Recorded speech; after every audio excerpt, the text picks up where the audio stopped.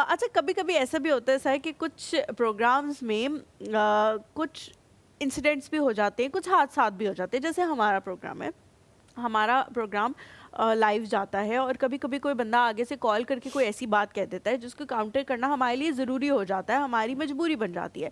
मुझे अगर किसी ने मेरे बारे में कोई गलत कमेंट कर दिया है तो हुमायूं जो है वो उसके लिए खड़े हो जाते हैं और कहते हैं कि जी क्यों आपने बोला है। हुमायूं के लिए कोई कहे तो मैं खड़ी हो जाती हूँ।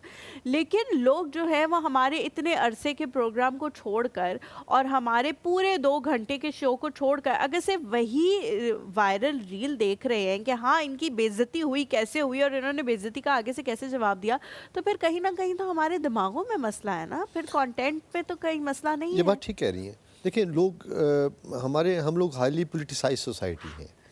आप टैक्सी वाले के साथ बैठे ना या कैब में बैठे तो वो सबसे पहले पूछेगा सुनाओ जी मुल्क दे की हालात चल रहे हैं। जी जी बिल्कुल। अच्छा बार्बर के पास जाएं वो दाढ़ी काटते हुए कहेगा ओ यार देखो ना जी वज़ीर आज़म ने यह गलत कह देता जी या फलाने ने यह गलत कह दिया।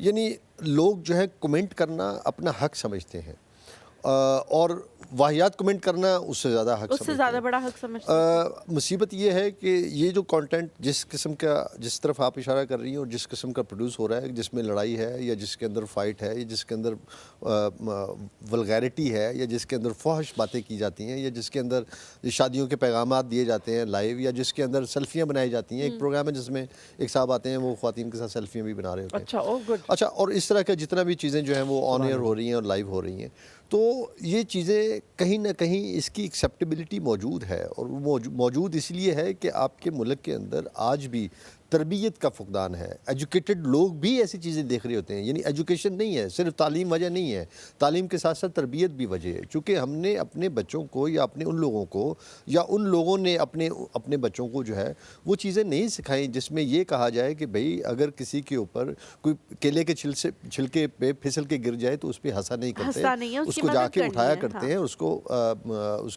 उसकी देखभाल करते हैं।